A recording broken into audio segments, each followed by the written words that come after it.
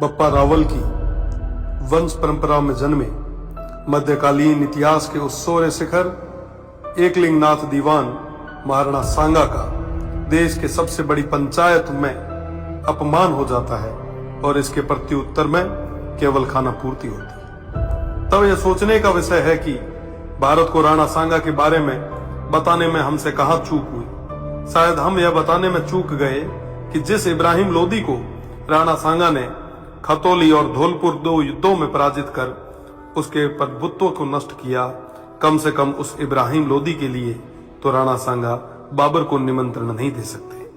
1519 में गागरोन के युद्ध में मालवा के सुल्तान महमूद खिलजी को 3 माह बंदी बनाने वाले, ईडर के युद्ध में गुजरात के मोहम्मद शाह की सेना को पराजित करने वाले, दिल्ली, मालवा और गुजरात की संयुक्त सल्तनतों को हराने वाले तत्कालीन भारत के शक्तिशाली शासक राणा सांगा को कहां जरूरत है किसी विदेशी को आमंत्रित करके सहायता लेने की। दौलत खान लोदी जैसों के निमंत्रण पर आए बाबर के विरुद्ध मेवाड़ के आसपास के शासकों ने राणा सांगा के झंडे के नीचे बाबर जैसे आक्रांताओं से लोहा लिया। जिस राणा सांगा के साथ आमेर से पृथ्वीराज जी कछवाहा, बीकानेर से कल्याणमल जी, जोधपुर से मालदेव जी, मेड़ता से मीराबाई जी के पिताजी रतन सिंह जी व वीरमदेव जी, ईडर से भारमल जी, बूंदी से नरबत जी हाड़ा, सिरोही से अखेराज जी देवड़ा, सादड़ी से झाला अजय जी, चंदेरी से मदीनी राय प्रतिहार जी, हसन खान मेवाती सहित आसपास के सभी सरदारों का सहयोग हो, उन महाराणा सांगा को किसी विदेशी की सहायता की आवश्यकता नहीं। इस संयुक्त मोर्चे के बल पर राणा सांगा तत्कालीन भारत के सबसे शक्तिशाली शासक बने। फलस्वरूप स्वयं बाबर ने राणा सांगा को अपना सबसे बड़ा शत्रु बताया।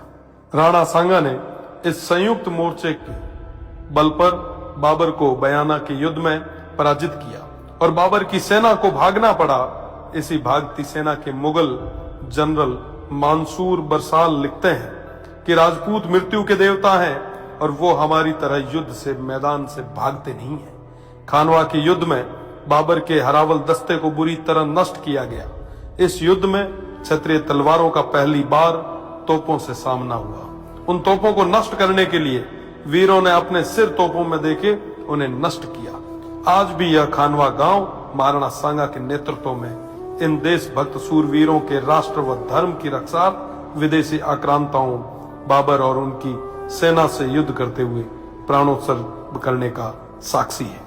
राणा सांगा न केवल वीर थे बल्कि सभी धर्म और पंथों का सम्मान भी करते थे। राणा सांगा उत्तर भारत के स्वाभाविक नेता बन के उभरे।